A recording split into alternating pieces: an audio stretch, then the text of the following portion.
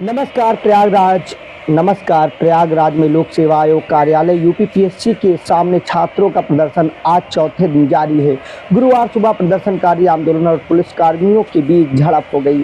पुलिसकर्मी सादी वर्दी में धरना दे रहे छात्रों को जबरन उठा रहे थे। आरोप है पुलिस को देखते ही छात्र एक दूसरे से लिपट गए यानी हटने को तैयार नहीं हुए, जबकि छात्राओं का कहना है पुलिसकर्मी उनके साथ बदसलूकी और गालियां दे रहे थे।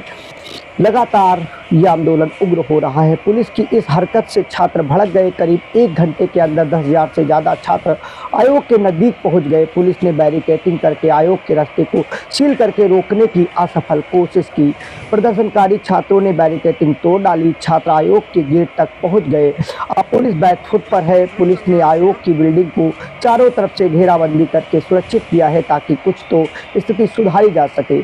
पुलिसकर्मी छात्रों को उठाने पहुंचे तो छात्र एक दूसरे से लिपट गए। यहीं से लगभग 5,000 से ज़्यादा छात्र बैरिकेडिंग जो उन्हें रोकने के लिए लगाई थी उसे हटकर आगे गए। करीब 5,000 से ज़्यादा आंदोलनकारी छात्र आगे बढ़े और कुछ मान गए। डिप्टी सीएम केशव प्रसाद मौर्य ने भी छात्रों से बातचीत करने की वकालत की और कहा बातचीत से समस्याओं का हल निकाले।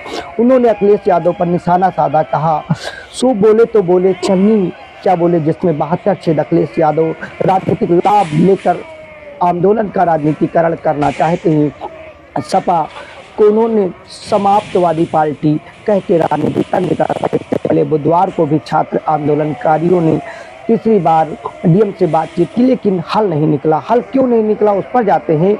पीएससी प्री और आरओ अभ्यर्थियों की मांग है कि नॉर्मलाइजेशन की प्रक्रिया को कैंसिल कर 2 दिन की बजाय केवल 1 दिन में एग्जाम कराया जाए ताकि स्थिति साफ हो सके। वहीं विपक्षी राजनीतिक दलों ने भी निशाना साधते हुए कहा है सरकार एक देश एक कानून एक साथ कराने की बात करती है, लेकिन एक छोटी सी यूपी की परीक्षा को 1 दिन में नहीं करा सकती। आखिर ये क्या चीज़ें हैं। बहरहाल छात्रों के अधिकारों को, हकों को आपसी समझबूझ से बैठकर हल निकालना चाहिए। छात्रों के भविष्य की चीज़ें हैं। जब बच्चों को तैयारी करनी चाहिए थी उस समय वो आंदोलन में बिजी हैं। इसका राजनीति में और लोकतांत्रिक देश में गहरा प्रभाव पड़ता है। किसी आंदोलन को उग्र होकर कोई अपनी पढ़ाई छोड़कर आया, कोई किसी से पैसा लेकर यानी कि किराए से आया, तो कोई किन परिस्थितियों में वहाँ पर क्या खा रहा है क्या पी रहा है। आंदोलन करने को विवश है तो जाहिर सी बात है उसकी समस्याएं बड़ी होंगी। सबकी समस्याओं को एक जगह पर लाकर हल करने की ज़रूरत है, क्योंकि ये देश की भविष्य युवा हैं, इन्हीं से निर्मित होता है। लेकिन राजनीतिक चुनाव प्रचार में कहे या फिर पूर्ण बहुमत का नशा या कुछ और, आखिर क्या वजह है, या अधिकारियों की लेट लपीटी या और कोई वजह है जिसकी वजह से छात्रों को आंदोलन को मजबूर होना पड़ा। लेकिन अभी तक भी चौथा दिन हो गया है। सुनवाई के नाम पर नीलबट्टा सन्नाटा है। 20 साल की रिपोर्ट में आपको हरियाणा, महाराष्ट्र और अलग अलग देश के चुनावों और पॉलिटिक्स से संबंधित हर जानकारी और यहाँ तक आंदोलन की भी जानकारियाँ मिलती रहेंगी।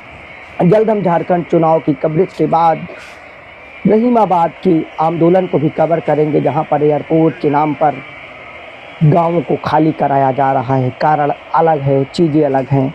इस आंदोलन पर भी बारीक नज़र बनी रहेगी। जय हिंद।